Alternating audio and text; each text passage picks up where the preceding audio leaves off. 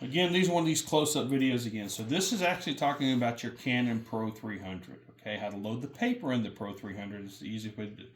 So when you have your power button here, this isn't plugged in. This is just for so we can show you how to do it. But your printer should always sit in the closed-up position when not in use. It should never sit with paper in the device. Okay.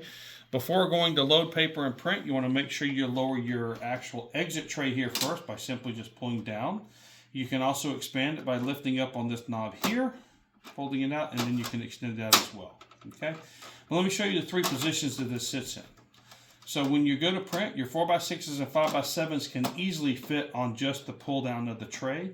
Your 8x10, you would want to fold this out to make sure your 8x10 didn't fall on.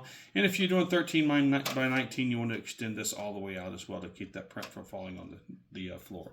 The majority of your prints, however, we know are 4x6 and 5x7. So again, you simply just pull down on this and lower this, and you can leave it in this position right here, which sits perfectly on the stand and the shelf for the kiosk. Okay.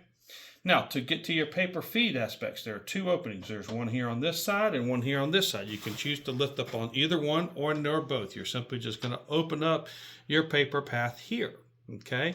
If you're going to be using extended paper and you need to expand this out, you certainly can. Okay.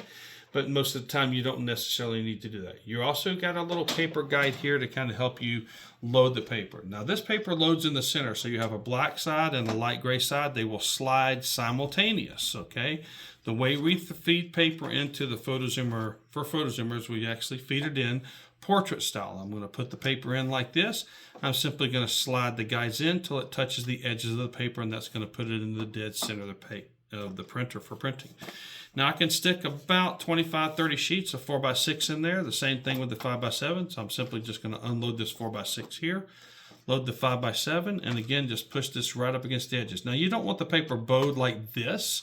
You simply just want it right up against the edge of the paper to keep the paper from shifting left to right when it pulls it through the printer.